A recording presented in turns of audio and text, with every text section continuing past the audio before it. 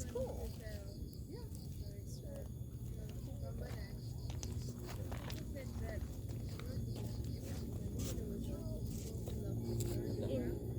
I mean, Yes.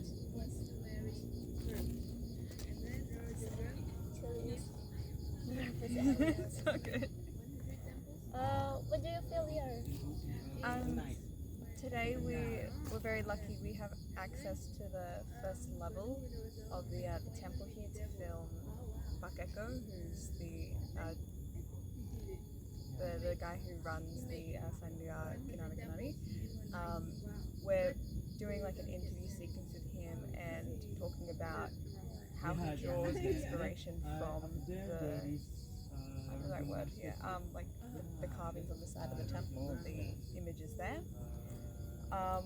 We'll do that probably for about an hour before we head back to our homestay, and just start filming some more things over there as well, some more interview sequences. It's very interesting. So, what do you think about Indonesian tourists?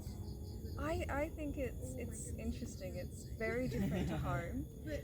Even the weather, they told me it would be very warm, and I went from Australia. You know, it's warm there too, but it's a different kind of warm that I'm not used What's to. the different weather Yeah. in Indonesia and Australia? Well, Australia, we're hot, but it's a dry heat. We're very humid here. There's a lot of moisture in the air, and it makes it feel hotter than it is. So I've been struggling with that. But I love the little like small town vibe around here, and I love everyone here's really nice. I walk down the street and everyone's like, hi, hello. It's like habit, yeah. Yes. Yeah, it's really nice. We don't do that back home. You might get a smile from Yeah, someone, because but that's it. if we just walk without smile, it's the people will think, oh, you are arrogant. Yes. Yeah, you are not good. It's Indonesian people. Yeah, it's all really nice, and everyone I've spoken to in the stores and everything are all really nice and patient with my very little Indonesian, my very little bahasa. By the way, maybe or in the past maybe did you ever visit like Bali? No, I've never been to Bali. This is my first time in Indonesia. Oh, this is your first time. First time. So we spent a week in Jogja, and then we're here in Magelang for 3 weeks. In Jogja, you visit. What the past you visit in Jogja? Yeah, it was very touristy. We went to a lot of we went to a couple temples, went out to like the main shopping districts. God, that was such a busy week. I'm trying to remember everything. Like it was constantly on. We went to a few like galleries as well. It was every day. We basically left the hotel at about 9 and came back at 6 after a whole day of exploring. So it was really cool. I did enjoy that one a lot. Actually, if you're gonna go to Bali, Yeah. actually there are many beautiful places Yeah. Yeah. that you want to visit it. Like this the tallest statue in Indonesia. Oh wow. The name is Garuda Wisnu Kencana. This one is the tallest statue in Indonesia. Yes. Wow, that's awesome. Yeah, you can visit there while studying there. Yeah. And actually, you can look at the view from here. Oh wow. It's a tall view. You can look at the the Bali Island, Ah, view okay. of Bali can- Island. See all the Yes. view. From here. Actually, I never visited, but I didn't go. I didn't go in the statue. Ah, okay. So you can go into the statue. That's awesome. Tallest statue. Another reason to go back here. Yeah. Actually, and then what is it? What is it? Like Kuta Beach, right? Yeah. Yeah. Kuta Beach. There's Maybe many beach in Bali. Bali, Bali. yeah. Yeah, I'm from Sydney back home. So Sydney. yeah, so everyone Sydney. we've got all the beaches along there as well, and everyone goes, I "Yeah, got the it. beaches are." I get information that Sydney is the biggest city in Australia. Yeah, when the most populated city. I know Yeah. Sydney from the movie, like there is like opera building, Yeah, right? yes. Yeah, yeah. Yeah. Opera building. And then the Harbour Bridge right next. I know it from the Finding Nemo. Yeah. So I'm Ah, interested, and I think I want to visit there. It looks exactly like that. I recently got a job in the city, right near those, and the first time I went to that job, I felt like a tourist. Like, whoa, there's the Harbour Bridge. Like I hadn't lived in that country my entire life. But yeah, it looks. Finding Nemo did a really good job on that's exactly how it looks out in the harbour. Actually, I have plan. I wanna continue my study in Australia. Yeah. Because I'm interested with country. Yeah, a lot of people are doing that. I'm one of the girls I work with is actually on a working holiday from Indonesia. I can't remember where she comes from, but yeah, she came over to just practice her English and get better at it. And I say this to everyone I talk to because I teach as well, so I end up with a lot of people who aren't from my country in my classes. And I always tell them that Australian English is the hardest one to learn because we don't talk like this back home. This is a very neutral, slow accent. It's usually a lot quicker. They talk a lot in their slang terms. It's usually a little bit harder. So if you can understand an Australian, you're fine. Your English is perfect. Yes, yeah. Many people said like that. It's Australian language. It's different. Different is Yeah. America. It is. It's very different. Very different with America. Like I know this. If in America we said water, but in Australia we say water.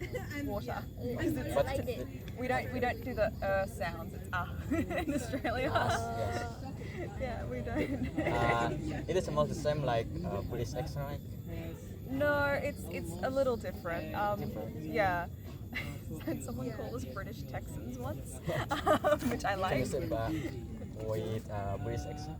Yeah, I can do an English accent, and an English accent is proper and it's slow and it's got this regal tang to it. Versus if I go really bogan and Aussie, it's a very different accent down there. So we aren't quite. In the city, you'll get people more with my accent, which is very neutral. But if you end up in like the Northern Territory or something, it's very bogan Australian.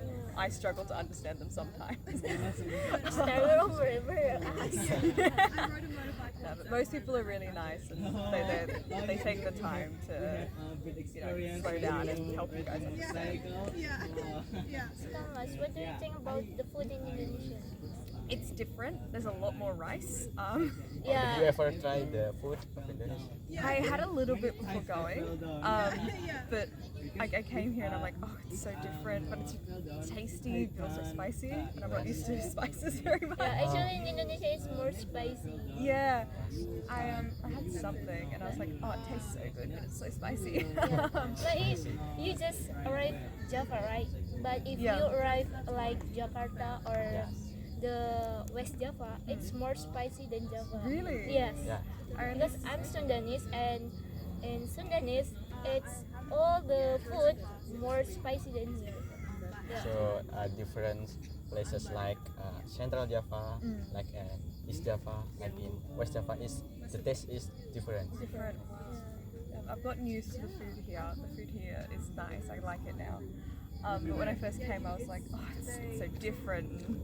I'm not quite sure what I'm eating.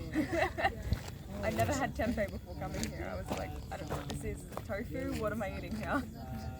So, what kind of the food you ever try in Indonesia?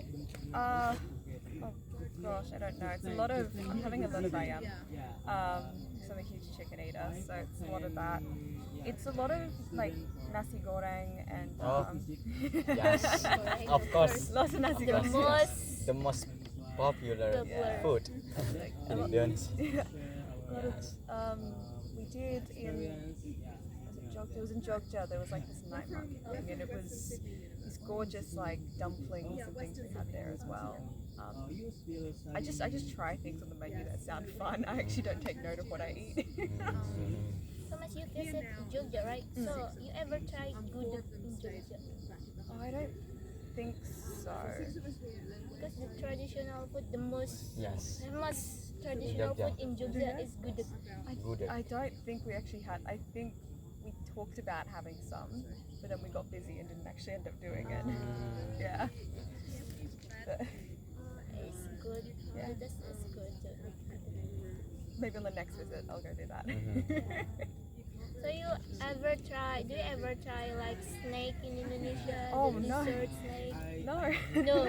Be like So- sweet Yeah, sweet sweet snake. snake.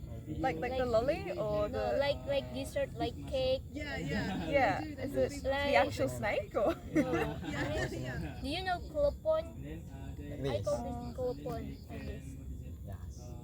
Oh Of it is. no. Actually, this like mochi. Do you know mochi, right? Yeah, no. But the difference is,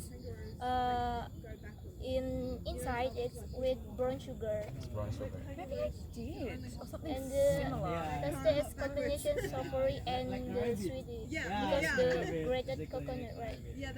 Oh, I think there's something similar though. It was a green ball that was wrapped in banana leaves, and in the inside it was like sugar coconut or something inside of it. If banana leaves is different. If with banana leaf, it's different. Yes, But I different. forgot the name. Yeah. Yeah, but it's the friend of the klopon. Yeah.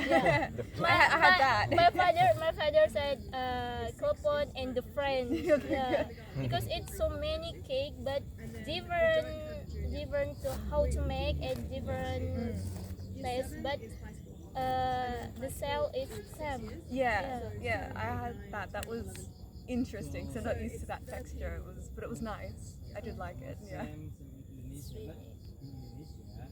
So By the way, what university? I go to Western Sydney University. Western Sydney. Western Yeah. Sydney. I think I ever heard it. Western Sydney. Because what is that? Yeah, 2 weeks ago, right? 2 weeks or 3 weeks ago, 2 weeks ago. yeah, There are students of student of Curtin Curtin University. Curtin University Curtin from University Australia. from Australia. Yeah, I don't know where that one is. We did run into some students from like a Melbourne University in Jogja, also from Australia. I was like, oh, hi guys. University. I'm not sure where that one is. That might be in another state. Because yeah, back home the common ones are like University of Sydney or UTS or Western Sydney. Like they're the really common ones. I haven't heard of that one unfortunately. Oh. I wanna ask the best university in Australia. There's a lot of debate on that. Everyone likes to think the one they go to is the best. It depends on what you're going there for. Like my brother, he finishes high school this year, so he wants to go to Macquarie University next year because it's really good for teaching. Versus like if you're into more engineering or you go to UTS or like technology, you go there. A lot of people think like University of Sydney is also a really good one. We're known at the moment for our medical and our arts degrees at Western, so that's why I chose there over everything else because they had the course I needed and I wanted, and it was close to home. I live on the same street as the uni, so it was convenient as well. But yeah, it depends on what you're going for and if they offer the course you want. Really, there's no like. It's not like the American system where like there's the Ivy Leagues and they're the ones you need to get into. Back home it's like, yeah, you can go into whatever. Yeah. So if you study in college, how many semesters you have? So depends on the degree. We actually don't have a college system. Once you finish high school, you go straight to university. My degree is a bachelor, which is about 3 to 4 years. So I've got 2 semesters over 3 years. 2 semesters each year for 3 years. It's depend on major. Yeah, Major. yeah. But I've got a friend who's doing a medical science degree, and he's going to be in uni for 6 years. Oh. So yeah, it depends on what you're studying and what level you're also doing as well. It's different with Indonesia. Yes, different Indonesia. If Indonesia, Indonesian, it's actually all the same only. all same except The doctor. duration Yeah. same, Yeah, except doctor. doctor. More Doctor longer. is around 10 Three. years. No, 3, 4, 6, Six, right? 6 Six. years. Yeah, years. similar to me. Yeah. If you go do a medical like a doctorate, it's 6 to 7 years. Yeah. But yeah, you also can do shorter degrees. My friend got a diploma, which meant he only did 1 year in university, versus me who's going to do a bachelor, which is 3 years. That's usually our system. Depending on how long you study for, depends on what level of certificate you get or you're eligible to get. It's a little bit different, yeah. different. And how many hours you study? I don't know, it depends on the week. It's supposed to be about 40 hours a week. They tell us per credit point you're supposed to study an hour, and I do 40 credits a semester. Probably not that much, probably a little bit less, maybe about 20 or so. But yeah, because the 40 hours includes in-class time and excursions like this. So it's busy, especially I don't have exams. So all my subjects require me to submit final assessments. So the final week of uni is really stressful because I've got like 5 or 6 assignments to do that 1 week, and it's very, very stressful. But So you don't have exam, but you have many assessments. yes, but my friends do exams. It's just my degree doesn't do those. The last, Yeah. in the last, what Yeah, is it? if you wanna graduate, you still don't have exam. No, unless I choose to do a subject that does exams, I don't need to do them at this point. No, we don't. We're moving away from an exam-based school system because we're figuring out that while some kids do thrive in that situation, some don't. I'm one of those people who I can do an exam, but I'd much prefer to show you something I've worked on my entire semester rather than submit something I did in an hour and hope it was enough for a good mark. So some subjects, depending on how they're run, are still doing exams and some aren't. It's not as common anymore. I'm wondering, about the like senior high school, junior high school. It's they will study exams the hours. Same. Yeah, so a high school for us is just one big block. I know a few other places will split it, but we, junior and seniors in the same buildings, you don't really change anything. From year 7 to 12 is our high school. So you'd be about 12 to 18, you'd be in high school. From year 7 to 10, you do what we call your ROSA, which is if you don't want to do your senior year and get your high school certificate, you can drop out at year 10 and you'll have like another qualification to still go into a workforce. But years 11 and 12 are where we really study and do our final exam season, our HSC or high school certificate, which you then get your ATAR at the end of that, which is, I can't remember what it's actually abbreviated for, but you basically get ranked against every other student that did their HSC that year and you get a ranking. And the highest you can get is like 99.95. So you get that ranking, and that ranking basically determines what university and what course you can get into. When I was younger, that was a really big thing. Like if you didn't get your good ATAR, you weren't going to uni. Nowadays though, if you don't get the ATAR needed for the course, you can do all these bridging courses. My university has something we call the college, which is basically you do a year of bridging courses that allows you to then get into the degree you wanted. So it's not as big of a deal anymore. But yeah, high school and university for me, my experiences are very different. High school was very rigid of, you know, your timetables, you went to this class, like it was, and exams at the end of every semester, like it was, University has been show up to class optional. Like it's very, very loose, and they're a little bit more understanding that we are adults now, and what we do is our choices, and that we're expected to put in the effort rather than forcing us to. If that makes sense. Yeah. Okay, and that I want to know about like the luxurious profession. Yeah. If Indonesia, there is one luxurious professor. It's like doctor, right? Yeah. Doctor. If in Indonesia, it is the luxurious Yeah. profession. How about in Australia? Yeah. The luxurious profession. in Yeah, Australia. some doctors are still a luxurious profession, especially like neurosurgeons and stuff. Very, very luxury. But also, you can get like another luxurious. You get a luxury life by doing a boring job, like managing IT in certain companies, working like just as an accountant. It's a little bit more flexible. It's still probably similar. Like you can't live a luxurious life as a teacher. Their salary's not enough. Yeah, I'm trying to think of the luxury jobs that's like. I think it also depends. Like, I work for a family-owned company that's really successful. We're being called over. All right, I'll be up in a sec.